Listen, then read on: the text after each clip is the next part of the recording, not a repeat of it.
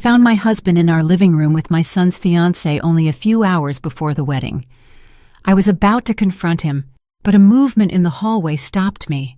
It was my son, Elijah. His face was a mask of stone.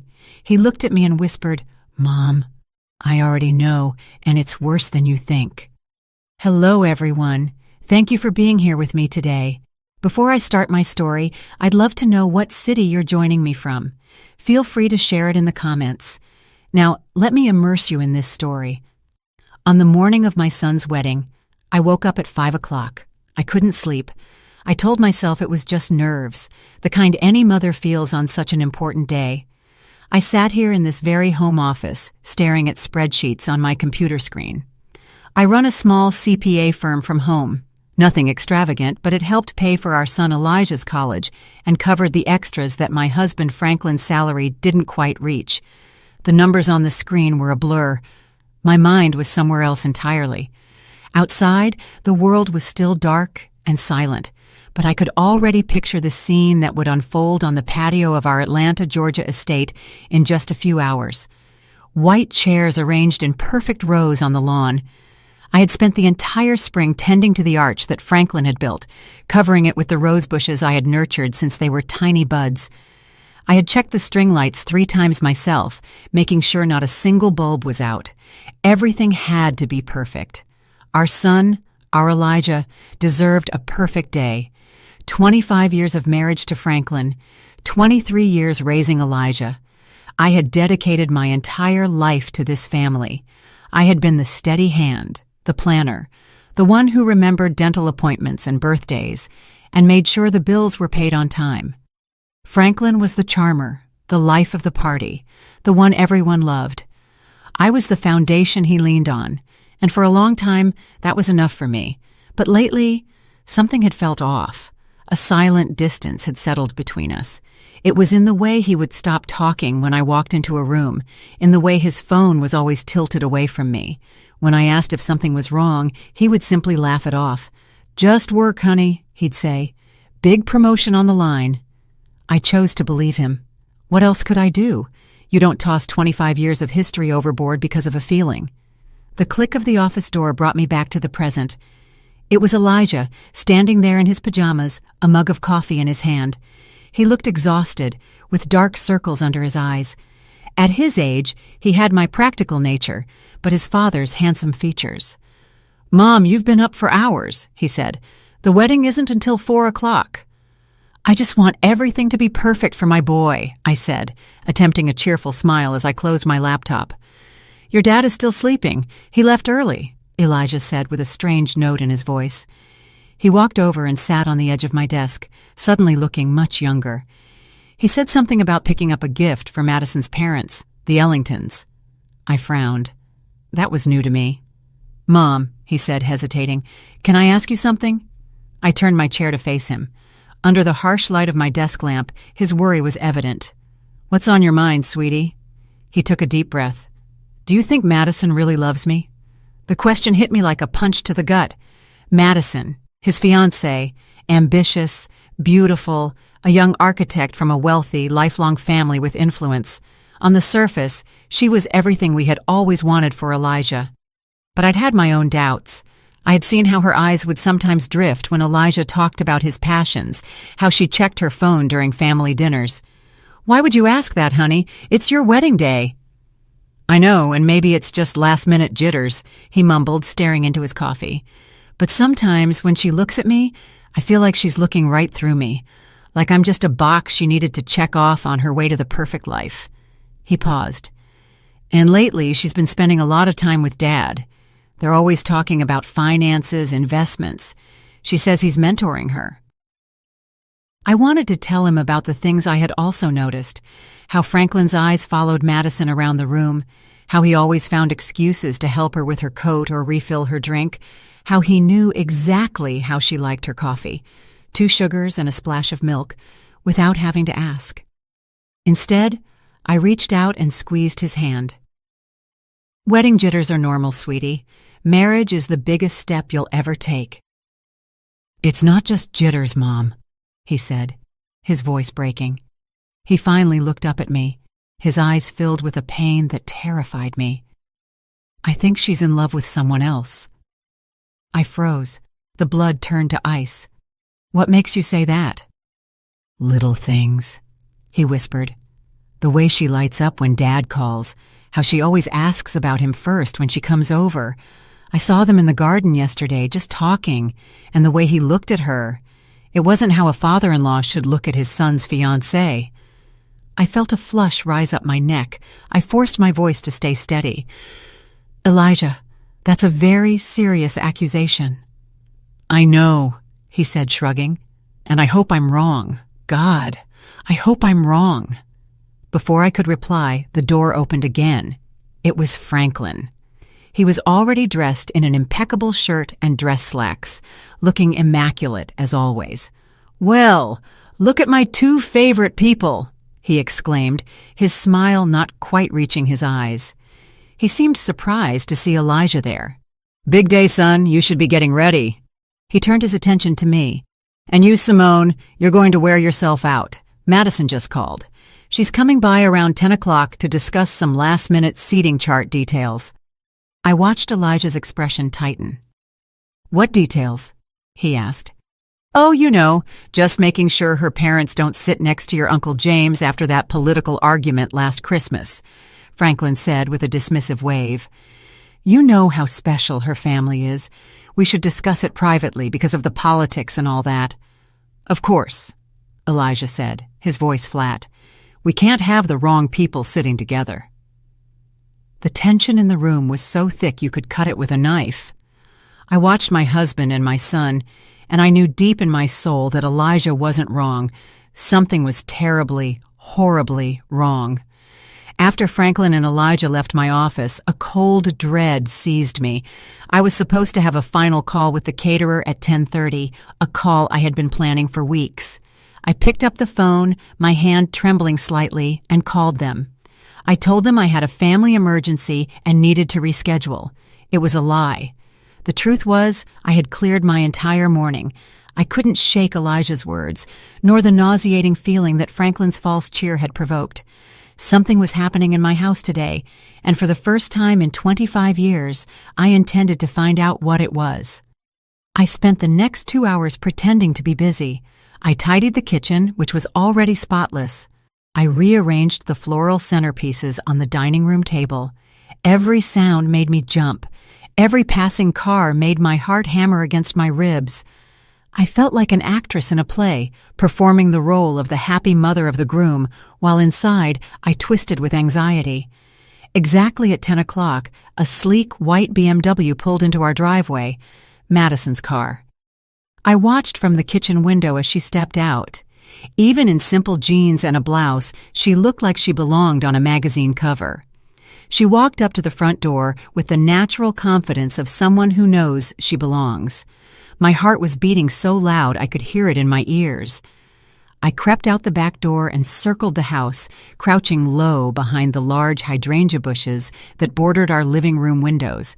I felt ridiculous, like a spy in my own home, but the need to know, the need to confirm my fears or dispel them was overwhelming. Through the large bay window, I could see them. Franklin had let her in, and they were standing by the fireplace, the spot where we took our family pictures every Christmas.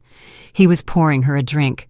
I couldn't hear their words, but their body language said it all. They stood close, too close. His hand rested low on her back. It was a casual gesture, one that could be easily explained away, but it lingered there for a second too long. I clenched my hands into fists, my nails digging into my palms. 25 years we had built a life in this house. We had read stories to Elijah on that very sofa. We had hosted countless family parties in that room. And now my husband was standing there, caressing another woman, my son's fiancée, on our son's wedding day. I was about to stand up, to storm in like a fury, and confront them right then and there. I didn't care about the scene. I didn't care about the wedding. I only cared about the scorching betrayal I was witnessing. But then I noticed movement in the upstairs hallway, a shadow in the glass's reflection. I looked closer. It was Elijah. He was standing at the top of the stairs, hidden in the shadows, watching them too. The sight of him, so still and broken, stopped me cold. This wasn't just my pain, it was his. Downstairs, things had escalated. Madison's hand was now on Franklin's chest. She leaned into him, her head tilted back, a smile playing on her lips. She said something, and he laughed. It was a sound I hadn't heard from him in years. Light, genuine, happy, the way he used to laugh with me when we were young, and everything seemed possible. In that moment, I saw my husband transform into someone I didn't recognize, someone alive in a way he hadn't been with me for a long, long time. Then his hands were in her hair, and they were kissing. It wasn't a quick peck. It was a deep, passionate kiss, the kind you see in movies. My vision went red. A roar filled my ears. I took a step toward the house, ready to rip the door from its hinges, ready to scream until my lungs gave out. And then a hand gripped my arm. I spun around, my heart leaping into my throat. It was Elijah. He had slipped out of the house and come to find me.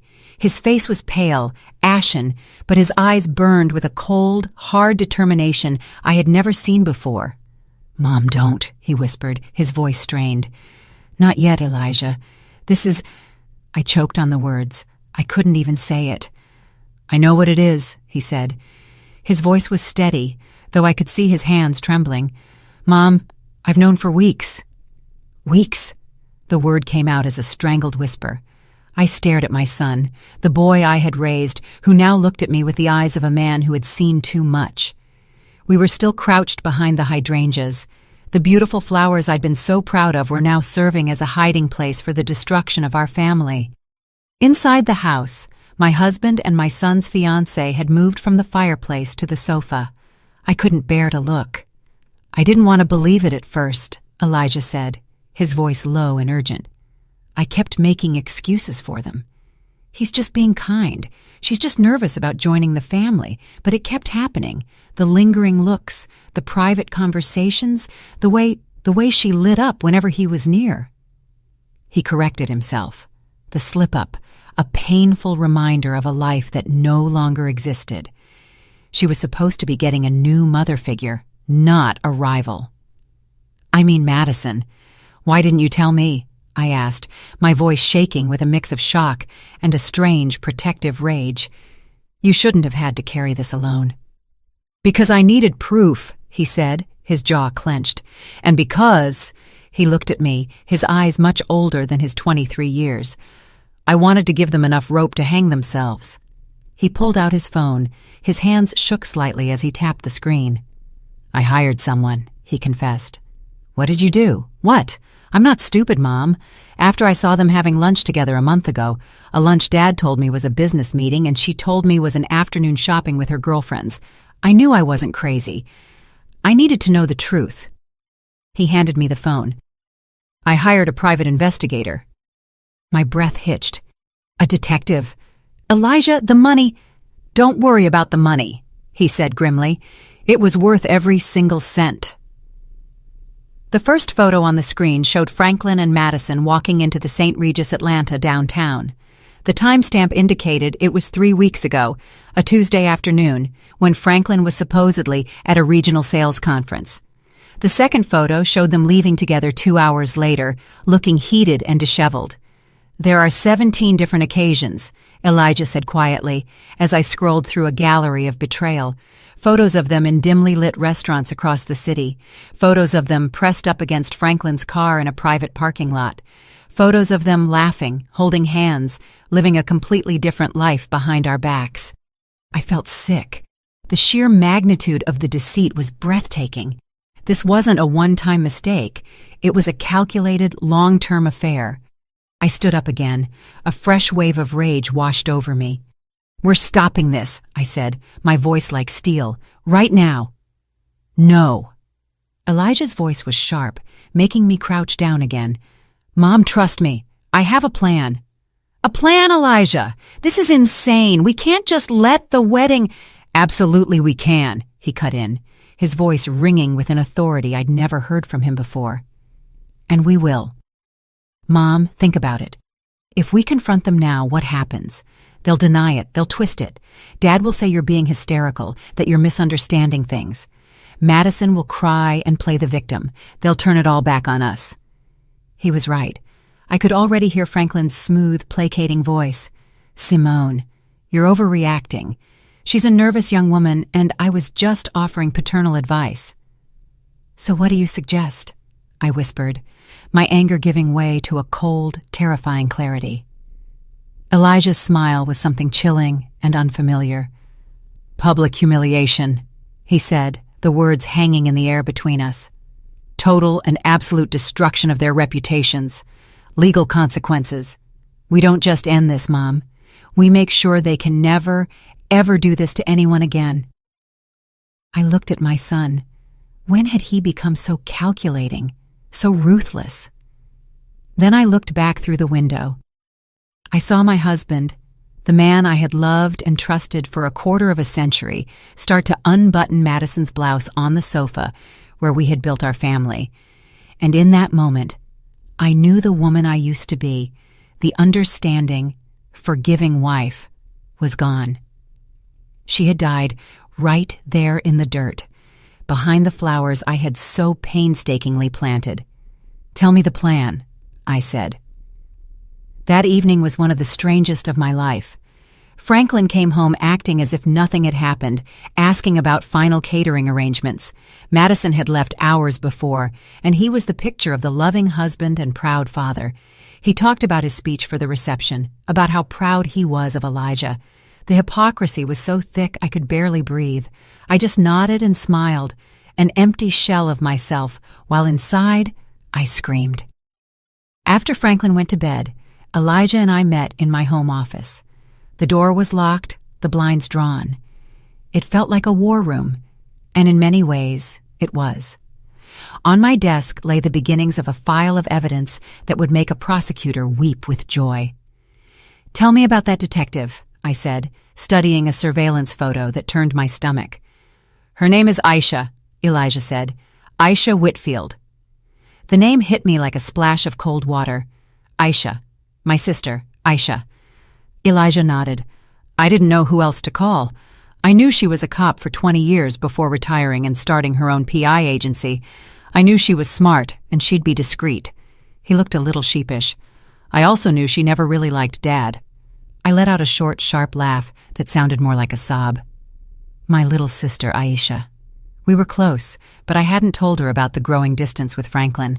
I had been too proud, too ashamed to admit my marriage might be failing. "I'll call her," I said, my voice thick with emotion. Aisha answered on the second ring. "Simone, it's past midnight. Is everything okay?" "No, Aisha, nothing is okay." And then the dam broke. I told her everything. What Elijah suspected, what we had witnessed that morning, the photos. I cried ugly, choked sobs for the first time all day. She listened patiently, her voice calm and firm on the other end of the line. There was no shock or surprise, just a grim acceptance. "I'm not surprised, Simone," she said quietly when I finished. "I've seen the way he looks at that girl. I was hoping I was wrong." "Elijah told me about the photos," I said, wiping my eyes. "What else do you have?" "More than you probably want to know." Her voice turned professional. "I've been tracking their movements for 3 weeks. They meet twice a week like clockwork at the St. Regis Atlanta. He always pays in cash. They eat lunch at fancy restaurants he'd never take you to. Last week he took her to Cartier." I felt that flush of rage again. Our money. The money I managed so carefully. The money that was supposed to be for our retirement, for our future. "And Simone," Aisha's voice was soft, "there's more now. Something bigger. I've been digging into Franklin's financials, trying to figure out where all this cash for the hotel rooms and gifts is coming from. He's been sloppy." "What did you find?" I asked, dreading the answer. There was a long pause on the line. "It's not just Madison," she said, voice heavy. "It's not the first time. I found a series of regular monthly payments going back 15 years, always to the same person, a woman named Nicole Jenkins." The name meant nothing to me. "Who is she?" I did some digging. She was a junior associate at his old firm when Elijah was a child. She left abruptly about 15 years ago. The payments started a few months after she left. Aisha took a deep breath. "Simone, she has a daughter. a 15-year-old girl named Zoe. I ran a background check. The father isn't listed on the birth certificate, but I'd bet my license that Franklin is her father. The phone felt heavy in my hand. I couldn't breathe. A daughter, an entire other child. 15 years of lies, 15 years of a double life. The secret trips, the inexplicable expenses, the emotional distance. It all clicked into horrible clarity. "I have to know for sure, Aisha," I whispered. "I know," she said. "I'll handle it. But Simone, you have to be prepared. When this drops, it's going to be a nuclear bomb." "I know," I said, my voice cold and hard. "That's exactly what we're counting on." The 24 hours leading up to the wedding were a blur of calculated deception. I moved through the preparations like a ghost, my body on autopilot while my mind raced. I smiled at relatives. I approved the final table settings with the wedding planner. I even helped Franklin with his tie, my fingers brushing the silk fabric as I imagined tightening it around his neck. Every interaction was a performance, every polite word a lie. Aisha worked quickly. She was a professional, and this was now personal. She told me she had a contact at a private lab. "It's risky, Simone, but if we can get a clean DNA sample from Franklin, we can get a non-legal preliminary comparison to a sample from the girl." That night, after Franklin fell asleep, snoring softly beside me in the bed we had shared for a quarter century, I crept out of the room. My heart pounded with every creak of the floorboard. I went to the bathroom and took his toothbrush from its holder. My hand shook so badly I almost dropped it. It felt like the ultimate violation. But what was this compared to the violations he had committed against me, against our family? I carefully tucked it into a plastic bag and left it in the mailbox for Aisha to collect before dawn. The next day, as the house buzzed with the chaotic energy of florists and photographers, Aisha called. "I've got more on the money," she said, her voice grim. "It's worse than we thought." We met in my car, parked on the street, away from the house, the only place I felt safe to talk. She opened a laptop and turned it toward me. On the screen was a spreadsheet, a dizzying array of numbers and dates. "I did a full analysis of your joint accounts, your retirement funds, everything," she said, pointing to a highlighted column. "Look at the pattern. For years, Franklin has been making regular cash withdrawals. Small amounts, 500 here, 700 there, never more than 1,000 at a time, always from different branches." "I thought it was for his hobby," I said, stunned. "He always told me he was investing in rare coins, something that required cash transactions." Another lie. "His hobby was named Madison," Aisha said dryly. "The cash for the hotel rooms, the expensive dinners, the gifts, that Cartier necklace. He paid for half of it in cash, but that's not the worst part." She clicked another tab. "He's been taking loans out against your pension plan." I stared at the screen. There it was in black and white. A series of loans taken out against the retirement account I had so diligently contributed to from my small business. The account that was supposed to be our safety net, our security for old age. He had drained almost $60,000 in the last 18 months. "How?" I whispered. "He would have needed my signature." "He forged it," Aisha said quietly. "I compared the signature on the loan documents to your signature on your tax returns. It's a good forgery, but it's not yours."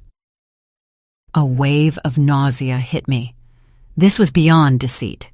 This was theft. He wasn't just breaking my heart. He was systematically dismantling our future, piece by piece, to fund his sordid affair. He was robbing me of the college fund we had built, of the life we were supposed to share. He was gambling with my entire future. "And Madison?" I asked, my voice barely audible. "She's not an innocent victim," Aisha said, her gaze hard. "I'll get to her, but first, there's something else." She hesitated. Then she handed me a large manila envelope. "The preliminary DNA results came in this morning." My hands began to shake as I opened it. I scanned the page. The scientific jargon blurred until I found the conclusion at the bottom of the page. Probability of paternity, 99.999%. I stared at the words until they were burned into my memory. Zoe Jenkins was Franklin's daughter. 15 years. 15 years of loving him, trusting him, building a life with him while he had another daughter, another family hidden in the shadows. I rested my head on the steering wheel, the cool leather against my hot forehead. I didn't cry. I was beyond tears. A strange, terrifying calm came over me. The pain was still there, a massive gaping wound in my chest. But now it was accompanied by something else. A cold, hard resolve. He wasn't just going to lose his wife. He was going to lose everything. Sitting in the car with my sister, that flimsy piece of paper in my hand felt heavier than a tombstone. It was the death certificate of my marriage, of the life I thought I had. A 15-year-old daughter. The words echoed in the silent car. How? How did you find her? I finally managed to ask, my voice sounding distant and strange to my own ears. Aisha's expression was a mix of pity and professional resolve. It started with the payments. Once I had Nicole Jenkins's name. It wasn't hard to locate her. She lives just 2 towns over, Simone about 20 miles away. 20 miles? For 15 years, he had been living a secret life a short drive away. How many times had he told me he was working late? How many business dinners had he attended? How many weekend golf trips had he taken? My mind spun as I mentally reviewed years of excuses and lies, each one now taking on a new, sinister meaning. I swung by the house yesterday morning, Aisha continued, her voice soft. I posed as a market researcher. Nicole opened the door, and behind her I saw the girl. Zoe. Simone. She's the spitting image of him. The same dark, intelligent eyes that first drew me to him all those years ago. The same smile. She's unmistakable. I imagined it. An innocent teenager in all this, who looked just like my husband. A sister my son never knew he had. The thought was so surreal, so monstrous, that I couldn't fully process it. My family wasn't just broken, it was a fraud. A carefully constructed lie that I had unknowingly helped maintain for more than half my life. Does the mother, Nicole, know about me? About Elijah? I asked. I can't say for sure, Aisha admitted. But the way she lives, a nice house in a good school district, but no flashy career, it's clear Franklin is her primary source of financial support. She has every reason to keep things quiet. He wasn't just paying child support, Simone. He was funding her whole life with my money, with our money, my consulting money, our joint savings, the money he stole from our retirement. The betrayal was so deep, so layered, I felt like I was drowning. It was a systematic plunder of my life's work, my trust, and my future. I handed the DNA report back to Aisha. Put it with the rest of the evidence, I said. My voice, stripped of emotion, was numb. The shock was so profound, it had short-circuited my ability to feel anything but a cold, heavy emptiness. I thought about that girl, Zoe. What kind of man tells his daughter he can't acknowledge her? What kind of man raises one son in the light while keeping another child hidden in the dark? The cruelty, not just to me and Elijah, but to this innocent girl, was astonishing. And what about Madison? I asked, needing to shift my focus, to latch onto a target for the anger that was starting to melt the ice in my veins. You said there was more on her. Aisha nodded, her expression hardening again. Right, Madison. Let's talk about the fiancé. She turned the laptop back to me and opened a new file. She's not just sleeping with your husband. She's been embezzling funds from her law firm. The words took a moment to register. She's a junior partner at a prestigious downtown firm, Aisha explained, displaying documents that looked like internal financial reports. She's been inflating expense reports, creating fake invoices for non-existent consultants, and siphoning the money into a private bank account. They aren't large amounts each time, but it's steady. In the last year, she's stolen over $200,000. I gasped. $200,000? And I can trace some of that money directly to gifts for Franklin, Aisha said, showing me a bank transfer followed by a credit card statement that showed the purchase of a $1,000 watch. She was stealing from her partners to buy gifts for her lover, who was stealing from his wife to buy gifts for her. It's the most perfectly disgusting circle of deceit I've ever seen. So Madison wasn't just a homewrecker. She was a criminal, a thief, and she was about to marry my son, bringing her corruption and lies into the heart of what was left of my family. The numbness in my chest vanished, replaced by a white-hot fury. This wasn't just about a broken heart anymore. This was about protecting my son. This was about justice. This was about making sure these two people faced the consequences for every lie, every dollar, every broken promise. "Okay," I said, looking my sister in the eye. "The wedding plan. Let's go over it one more time. I want it to be perfect." The knowledge of Madison's embezzlement added a dark, criminal layer to the already stunning betrayal. It changed everything. This was no longer just a messy, heartbreaking domestic drama. It was a conspiracy of fraud and theft perpetrated by the two people who should have been closest to us. "How did you get all this?" I asked Aisha, pointing to the damning financial documents on her laptop screen. We were still in my car, the air thick with the smell of conspiracy and stale coffee. "Madison isn't as smart as she thinks," Aisha said with grim satisfaction. "She got careless, and I have friends on the police force who were willing to pull some strings when they heard the story. A buddy of mine on the Economic Crimes Unit took one look at these patterns and knew exactly what he was seeing." She pointed to the screen. She was moving the money through a shell corporation she set up using her mother's maiden name. It was amateur.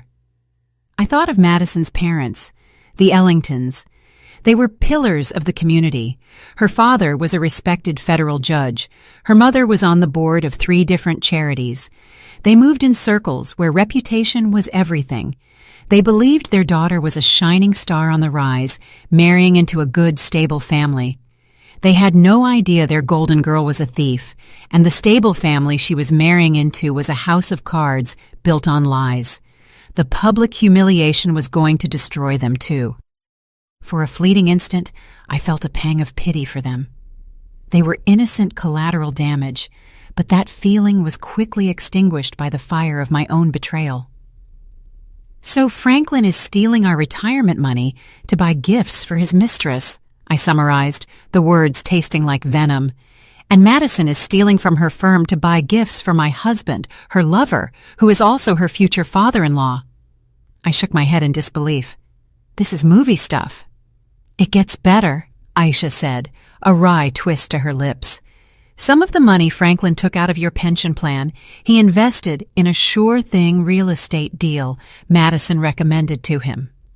"Let me guess," I said, my voice dripping sarcasm. "The deal fell through." "The deal never existed," Aisha confirmed. "The money went straight into that secret account of hers. She was stealing from him, too. He was so blinded by his own ego and infatuation that he never even saw it." I had to laugh. It was a bitter, joyless sound. My brilliant, charming husband, the man who always thought he was the smartest person in the room, was being conned by a 20-something embezzler. It was almost poetic. We spent another hour going over the evidence Aisha had collected. She had everything: bank statements, surveillance photos, cash-paid hotel receipts, forged loan documents, and now a full criminal file on Madison's activities that was ready to be handed to the prosecutor. And, of course, the DNA report, the irrefutable proof that cemented 15 years of deceit. I looked at the file, the neat tabs and organized pages that represented the complete demolition of my life. 25 years of marriage reduced to a stack of incriminating documents on the passenger seat of my car. Suddenly, a wave of exhaustion washed over me, so deep it felt like a physical weight pressing on my chest. "Aisha, can we do this?" I whispered.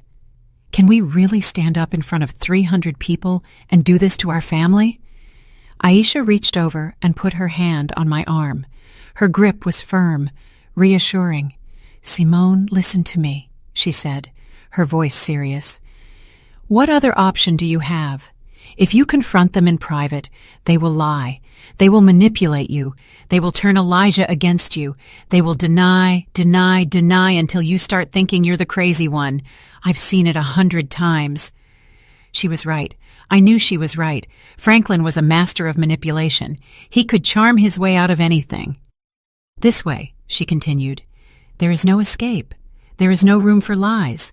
There is only the truth presented in front of everyone they tried to impress. This isn't just about revenge, Simone. It's about consequences. Madison has to face jail time.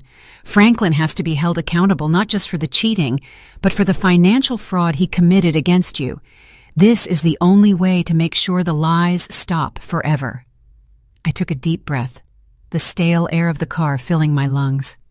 I thought of Elijah, his pale, determined face. I thought of Zoe, the daughter I never knew. I thought of the 25 years I had given to a man who had been lying to me since the beginning. You're right, I said, my voice clear and firm again. It's the only way. I started the car. Let's go. We have a wedding to prepare for.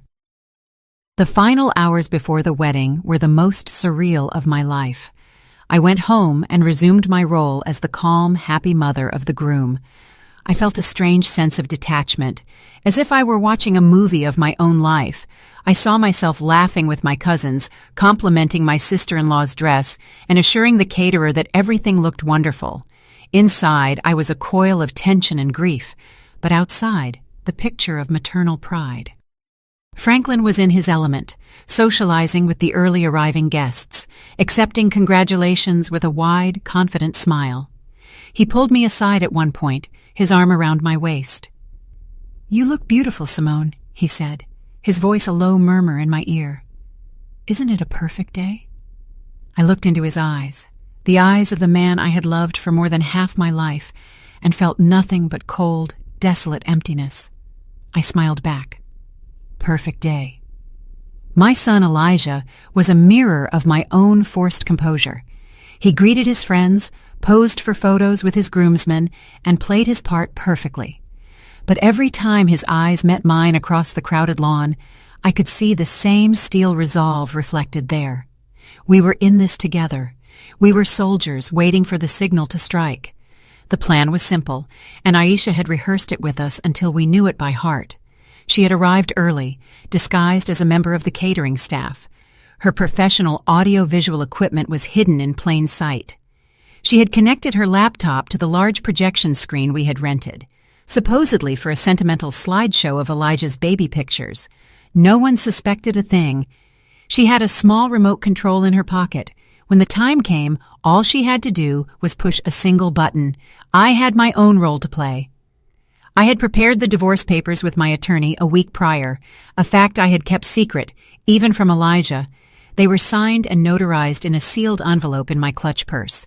I also had a flash drive with copies of every piece of evidence Aisha had gathered. One way or another, my marriage would officially end today. There was no going back. I wasn't just planning a confrontation, I was planning the first day of the rest of my life. At 4:05, I took my seat in the front row. The string quartet began to play, and the wedding party made their entrance. Franklin sat beside me, squeezing my hand with what appeared to be genuine affection. I felt a tremor of revulsion, but forced myself not to pull away. Madison appeared at the end of the aisle, a vision in white lace. She looked radiant, beautiful, and utterly fraudulent. She smiled at the crowd. Then her eyes found Franklin in the front row. For a split second, a look passed between them, a look of shared secrets, of triumphant conspiracy. They thought they had won. They thought they were just minutes away from cementing their perfect, deceptive future. Elijah stood at the altar, his face an unreadable mask. When Madison joined him, he took her hand. His expression never wavered. He looked out at the crowd, his eyes scanning the faces until they landed on mine. He gave a single, almost imperceptible nod. It was time. The officiant began the ceremony with the usual words about love, commitment, and fidelity. The irony was so dense it was nearly suffocating. I wondered if Franklin and Madison were even listening, or if they were already planning their next secret rendezvous. The ceremony continued. They exchanged vows they didn't mean, promises they had already broken 100 times. My stomach churned with every lie that left their lips. Finally, the officiant reached the critical moment. He smiled benevolently at the crowd. "If anyone here has any reason why these two should not be joined in holy matrimony, speak now or forever hold your peace."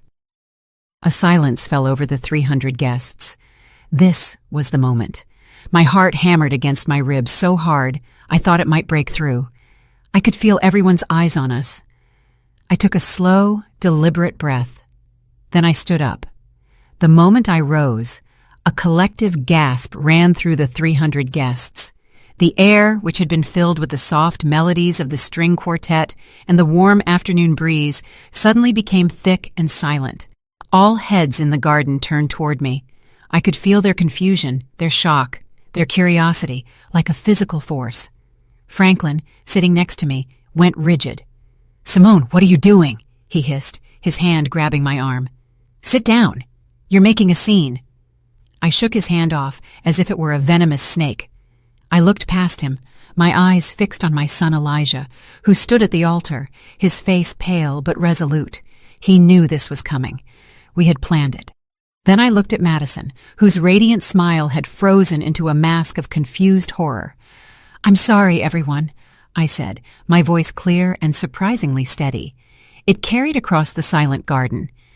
"I apologize for the interruption, but I believe the officiant asked if there was any reason this marriage should not proceed." I paused, letting the weight of my words settle. "And yes, I do. I have a reason." A wave of murmuring swept through the crowd. I saw Madison's father, Judge Ellington, begin to rise from his seat, an expression of thunderous indignation on his face. "Mrs. Whitfield, what is the meaning of this?" he boomed. "The meaning, Judge Ellington," I said, turning to face him, "is that your daughter is about to marry my son under false pretenses, and I believe you and everyone else gathered here today deserve to know the truth." I pulled the small remote control from my purse. It was the one Aisha had given me. My thumb hovered over the single red button. "The truth?" Franklin sputtered, his face flushing crimson. "Simone, you've lost your mind. You're embarrassing our son." "Am I, Franklin?" I asked calmly, turning my gaze back to him, my voice dropping to an icy calm. "You're the one who has embarrassed our son, you and your mistress."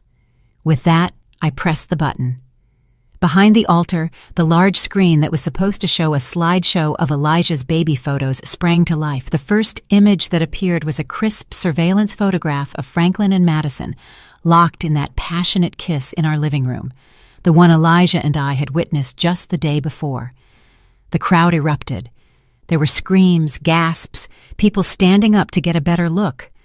I saw Madison's mother bring a hand to her chest, her face ashen. "But that's not all," I continued, my voice somehow rising above the chaos.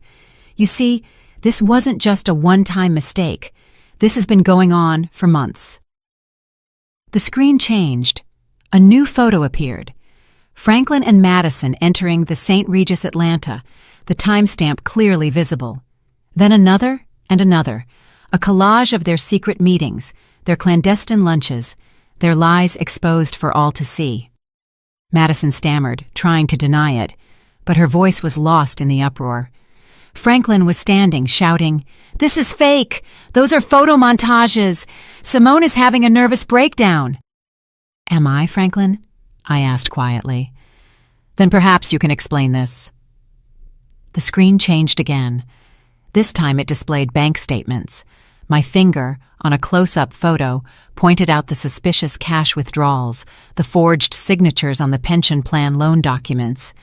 A Cartier receipt for a $15,000 necklace flashed on the screen, followed by a photo of Madison wearing that same necklace at her bachelorette party. The noise from the crowd began to diminish, replaced by a stunned, horrified silence. This was no longer just a cheating scandal. It was something darker.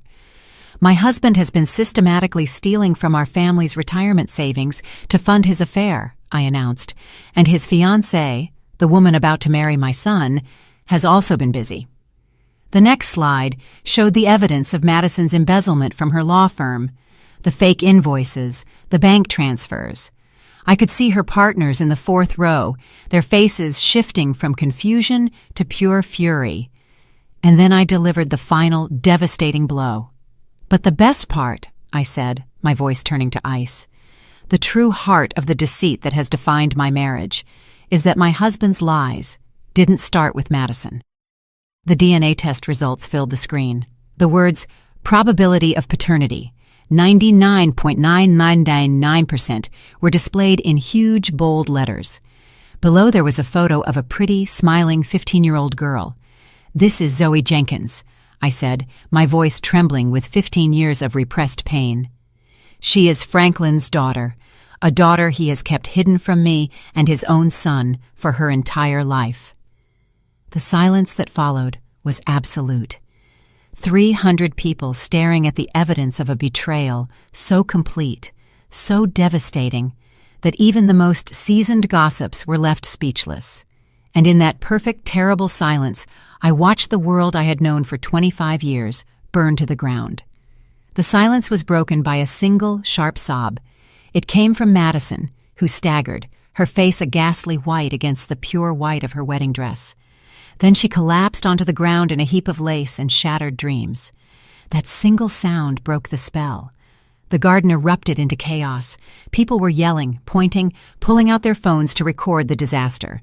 Madison's mother ran toward her fallen daughter while her father, the judge, stood there, his face a mask of disbelief and utter humiliation.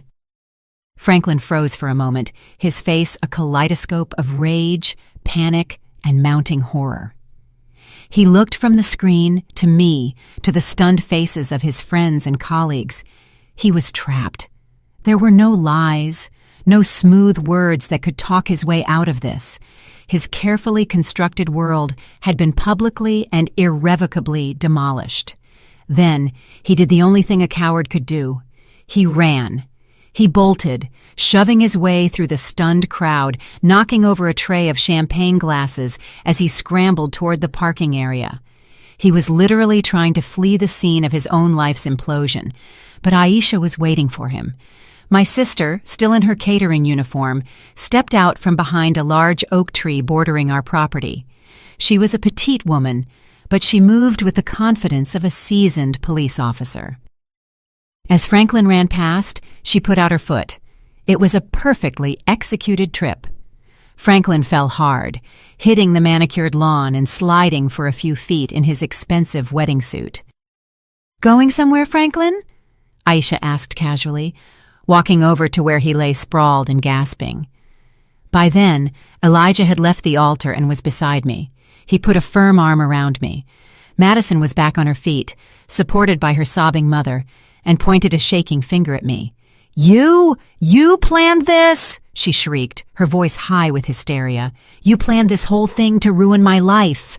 "No, Madison," Elijah said, his voice cold and clear, cutting through her hysterics. "You ruined your own life, you and him." He gestured toward his father, who was now being helped up by Aisha. "Let go of me!" Franklin demanded, trying to pull his arm free from my sister's firm grasp. "Can't do that, Frankie," Aisha said, using a childhood nickname that made him flinch. "You see, I'm a licensed private investigator, and I have reason to believe you have committed multiple felonies, including financial fraud. But don't worry, we're not here to talk about you right now." She looked over her shoulder. "My business is with her." 2 uniformed police officers were walking calmly through the parting crowd. They weren't here for Franklin's fraud. That would be a civil matter for my lawyer to handle. They were here for Madison. "Madison Ellington?" one of the officers asked, his voice quiet but authoritative. Madison's eyes went wide with terror. "No," she whispered. "You are under arrest on suspicion of embezzlement and wire fraud," the officer continued, as his partner took her arms and gently applied the handcuffs. The click of the cuffs closing was the loudest sound I had ever heard. I saw Madison's face crumble as the realization hit her that this was not just public humiliation. This was not just a canceled wedding. This was real. There were going to be real, legal consequences. Her life, as she knew it, was over. As the police led a sobbing Madison away, her parents watched in stunned horror. The photographers who had been hired to capture a fairy tale were now capturing the fall of a prominent family, their flashes popping relentlessly. The crowd began to disperse. Some left quickly, not wanting to be a part of the disaster. Others lingered, whispering in shocked huddles, their phones still held high, recording everything. In the midst of the chaos, I finally felt my strength leave me. Elijah held me. "It's over, Mom," he whispered. "It's finally over."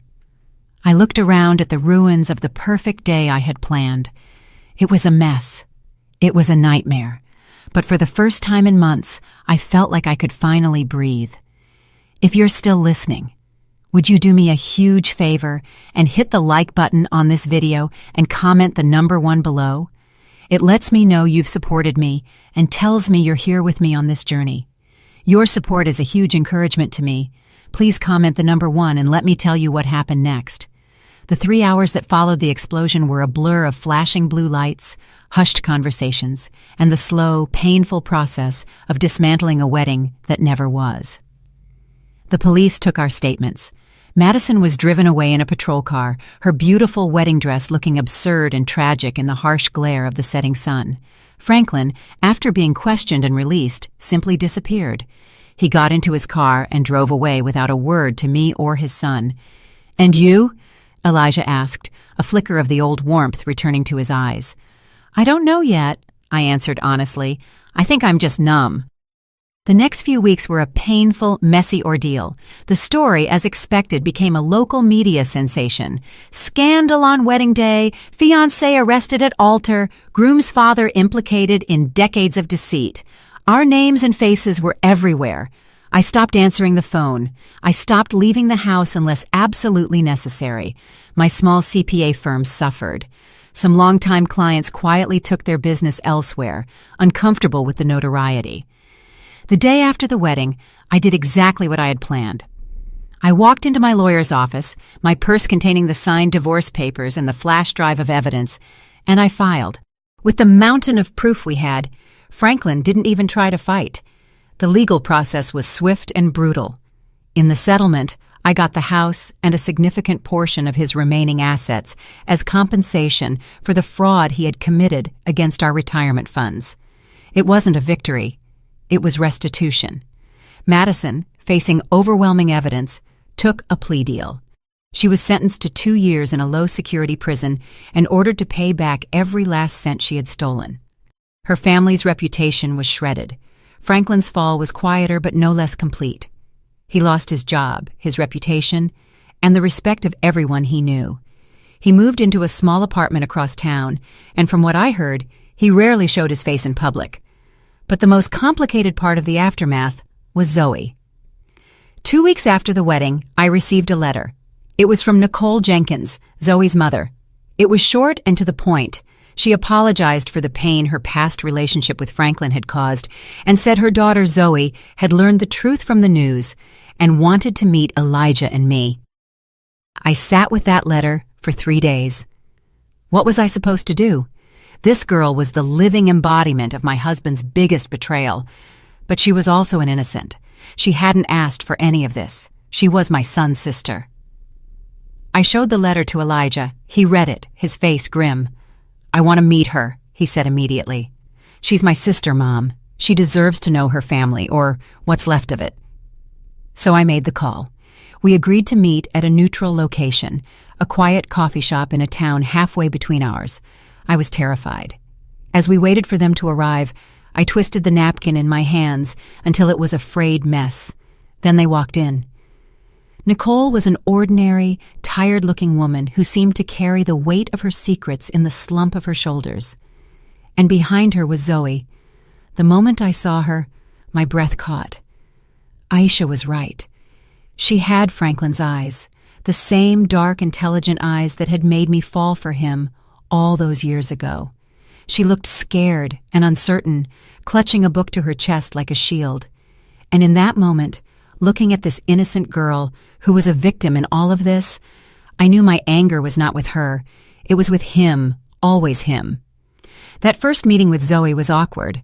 Words felt clumsy and inadequate. Elijah, bless his heart, did most of the talking. He asked her about high school, about the book she was holding, about her life. He didn't ask about Franklin. He simply treated her like a person, like a sister he was meeting for the first time. I, for the most part, just watched, trying to reconcile the image of this shy, sweet girl with the monumental lie she represented. Slowly, tentatively, we began to build something new. We met again for coffee, then lunch. Elijah and Zoe started texting, discovering a shared love for old movies and spicy food. I found myself looking forward to seeing her, hearing about her life. She was bright, funny, and kind. She was an innocent soul caught in the wreckage caused by our parents. A year passed. Life settled into a new, unfamiliar rhythm. The divorce was finalized. The media storm subsided, replaced by newer, fresher scandals. I poured my energy into rebuilding my business.